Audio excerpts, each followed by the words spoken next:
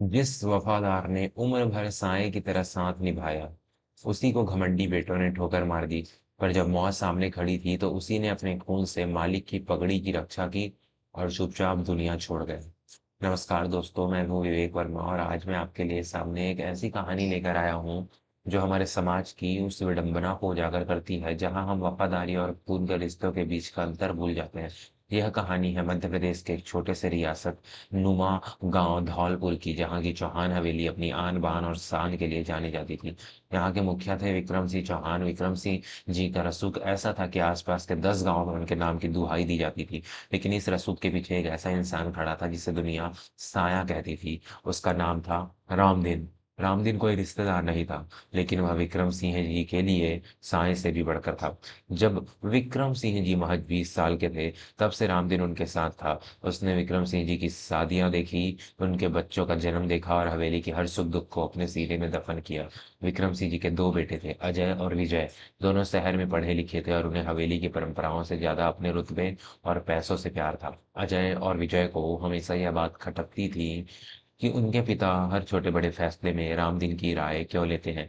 बाबूजी, आप इस मामूली नौकर को इतनी अहमियत क्यों देते हैं? आखिर है तो यह एक नौकर ही ना। आप इसे हमारे बराबर बिठाते हैं, यह हमें बिल्कुल पसंद नहीं है। अजय ने एक दिन मेज पर हाथ पटकते हुए कहा। विक्रम सिंह जी ने शांत भाव से अपनी आंखों से चश्मा उतारा और बोले, बेटा, रामदीन नौकर नहीं, इस घर की नींव है। जिस दिन यह नींव हिली, उस दिन यह हवेली ढह जाएगी। तुम लोग अभी खून के रिश्तों और वफादारी के रिश्तों के बीच का फर्क नहीं समझते। विजय ने चिढ़कर जवाब दिया, वफादारी पैसों से खरीदी जा सकती है बाबूजी। आप इसे महीने की तनख्वाह देते हैं, इसलिए आपके आगे पीछे घूमता है। जिस दिन हम इसकी जगह किसी और को रखेंगे, वो भी यही करेगा। रामदीन कोने में खड़ा सब सुन रहा था। उसकी आंखों में आंसू थे, लेकिन चेहरे पर वही पुरानी शांति। उसने कभी पलटकर जवाब नहीं दिया। उसके लिए विक्रम सिंह जी की इस्तीफा ही सबसे बड़ा धर्म था। हवेली में चुनाव का माहौल था। विक्रम सिंह जी इस बार अपनी विरासत अपने बेटों को सौंपना चाहते थे, लेकिन इलाके के एक दबंग और अपराधी किस्म के राजनेता गजराज सिंह की नजर इस इलाके की गद्दी पर थी। गजराज सिंह जानता था कि जब तक रामदीन विक्रम सिंह के साथ है, वह चौहान हवेली के किले में सेंध नहीं लगा सकता। दोस्तों, जब हम अहंकार में अंधे हो जाते हैं, तो हम उन हाथों को ही काट देते हैं जो हमें गिरने से बचाते हैं। अजय और विजय के मन में रामदीन के प्रति नफरत का बीज गजरासी ने ही बोया था। क्या आपको भी लगता है कि पुराने वफादारों की जगह आज के समाज में खत्म होती जा रही है? मैं विवेक वर्मा आप तक ये जज्बाती कहानियां पहुंचाने की कोशिश करता हूँ। आपका एक एक जुड़ाव, आपका हर एक सब्सक्राइब मेरे लिए किसी आशीर्वाद से कम नहीं है। यह मुझे हिम्मत देता है कि मैं समाज की इन दबी हुई आवाजों को आप तक ला सकूं। अगर आप चाहते हैं कि ये कहानियाँ और ये भावनाएँ इसी तरह बनी रहें, तो अभी इसी वक्त हमारे इस परिवार के चैनल को सब्सक्राइब करें। आपके प्यार और समर्थन के बिना यह सफर अधूरा है। कृपया अभी सब्सक्राइब करें। कहानी में एक भयानक मोड़ आया। गजराज सिंह ने चौहान हवेली की छवि खराब करने के लिए एक बड़ी साजिश रची। उसने हवेली में कुछ अनाज के गोदामों में आग लगवा दी और इल्जाम रामदीन पर मढ़ गया। अजय और विजय को तो जैसे मौका मिल गया, उन्होंने बिना सोचे समझे रामदीन पर हाथ उठा दिया। बोल बुड्ढे, कितना पैसा खाया तूने गजराज सिंह से? हमारे बाबूजी का भरोसा तोड़कर तुझे क्या मिला? आज के बाद अगर इस हवेली के आसपास भी दिखा, तो तेरी टांगे तोड़ देंगे। विजय चिल्लाया और उसने रामदीन को धक्के मारकर हवेली से बाहर निकाल दिया। विक्रम सिंह जी उस समय शहर के गए हुए थे। जब वे वापस आए और उन्हें पता चला कि रामदीन को निकाल दिया गया है, तो वे टूट गए। उन्होंने अपने बेटों को बहुत समझाया, लेकिन सत्ता के लालच और घमंड में चूर बेटों ने अपने पिता की एक न सुनी। रामदीन चुपचाप अपनी छोटी सी झोपड़ी में चला गया। उसने अपनी पूरी जमा पूंजी भी हवेली के नुकसान की भरपाई के लिए चुपचाप मुनीम को सौंप दी। एक रात जब विक्रम सिंह जी अपने छोटे बेटे विजय के साथ शहर से लौट रहे थे, गजरासी के गुंडों ने उनकी गाड़ी को जंगल के रास्ते में घेर लिया। चारों तरफ अंधेरा था और मौत सामने खड़ी थी। विनायक के पास हथियार तो थे, लेकिन वह डर के मारे कांप रहा था। आज चौहान हवेली का चिराग बुझ जाएगा, मार डालो इन्हें। गजराज सिंह ने दहाड़ते हुए अपने गुंडों को आदेश दिया। गोलियां चलने लगी। विजय अपनी जान बचाने के लिए एक गाड़ी के नीचे छिप गया। विक्रम सिंह जी अकेले पड़ गए थे। तभी अचानक अंधेरे को चीरती हुई एक परछाई आई और रामदीन था। वह जानता था कि आज उसके मालिक की जान खतरे में है। वो अपनी पुरानी लाठी और एक पुरानी बंदूक लेकर वहां पहुंच गया था। जब तक यह रामदीन जिंदा है, चौहान साहब के बाल को भी कोई छू नहीं सकता, रामदीन ने गरजते हुए कहा। रामदीन ने अकेले ही उन गुंडों को मुकाबला किया। वह अपनी उम्र भूल चुका था। उसे बस अपने मालिक की पगड़ी की रक्षा करनी थी।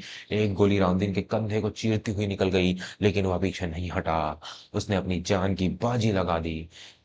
गाजरा सिंह के दो गुंडों को ढेर कर दिया और बाकी भाग खड़े हुए। लेकिन जीत की इस घड़ी में रामदीन के पास अब और वक्त नहीं था। गजराज सिंह ने भागते समय एक आखिरी गोली चलाई जो सीधे रामदीन के सीने के पार हो गई। रामदीन वहीं गिर पड़ा। विक्रम सिंह जी दौड़कर उसके पास पहुंचे और उसका शरीर अपनी गोद में रख लिया। विजय जी भी कांपते मुंह से बाहर आया, रामदीन, रामदीन तूने क्या किया, तू क्यों आया अपनी जान देने? विक्रम सिंह जी फूट फूट कर रोने लगे। रामदीन ने कांपते हाथों से विक्रम सिंह जी के पैर छुए और बहुत धीमी आवाज में बोला, बाबूजी, वफादारी तनख्वाह की मोहताज नहीं होती। आपने मुझे साया कहा था, और साया कभी अपने शरीर को अकेला नहीं छोड़ता। छोटे मालिक को कहेगा कि वफादार मर सकता है पर बिक नहीं। इतना कहकर रामदीन की आंखें हमेशा के लिए बंद हो गई। दोस्तों, जब कोई अपना हमें छोड़कर जाता है तो दुख होता है, लेकिन जब कोई ऐसा इंसान जाता है जिसने अपनी पूरी जिंदगी आपकी सेवा में लगा दी और बदले में सिर्फ तिरस्कार पाया, तो वह घाव कभी नहीं भरता। विजय की आंखों से आज पश्चात आपके आंसू गिर रहे थे। उसे अपनी गलती का एहसास हो गया था, लेकिन अब बहुत देर हो चुकी थी। क्या आप भी महसूस कर पा रहे हैं कि हम अक्सर अपने करीब रहने वालों हीरो की कदर नहीं कर पा सक करते? मैं विवेक वर्मा आपसे फिर से एक बार गुजारिश करना चाहता हूँ, इन कहानियों को आप तक पहुँचाने के लिए मुझे आपके समर्थन की बहुत ज़रूरत है। आपकी एक प्रतिक्रिया, आपका एक सब्सक्राइब मेरे काम को सार्थक बनाता है। अगर आपको मेरी आवाज़ और मेरी कहानी में सच्चाई महसूस होती है तो कृपया कृपया सब्सक्राइब करें, अभी सब्सक्राइब करें। आपका एक छोटा-सा कदम मुझे और भी हिम्मत बेहतर काम करने की हिम्मत देगा। सब्सक्राइब ज़रूर करें। रॉबर्ट के जाने के बाद हवेली में सन्नाटा छा गया। गजराज सिंह पुलिस की गिरफ्त में था, लेकिन चौहान हवेली की खुशियां मातम में बदल चुकी थी। विक्रम सिंह जी ने फैसला किया कि रामदीन का अंतिम संस्कार किसी नौकर की तरह नहीं, बल्कि इस परिवार के सबसे बड़े सदस्य की तरह होगा। गांव के हजारों लोग उसके शव यात्रा में शामिल हुए।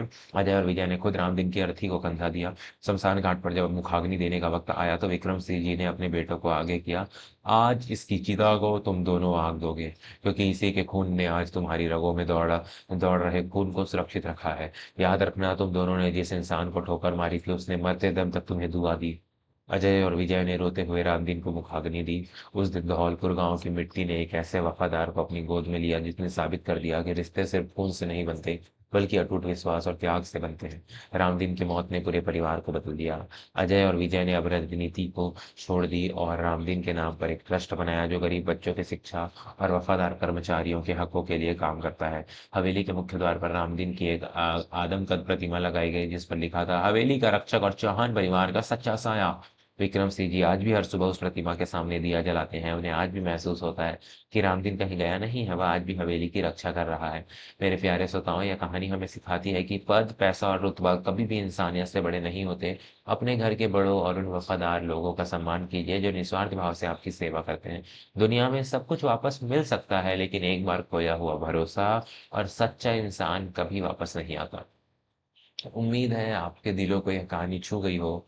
सब्सक्राइब करें, दोस्तों, परिवार वालों, रिश्तेदारों सभी के साथ इस वीडियो को शेयर करें। और हमारी बहुत सारी वीडियो हैं जो आपको पसंद आएगी, तो जाकर उन वीडियो को अवश्य देखिएगा।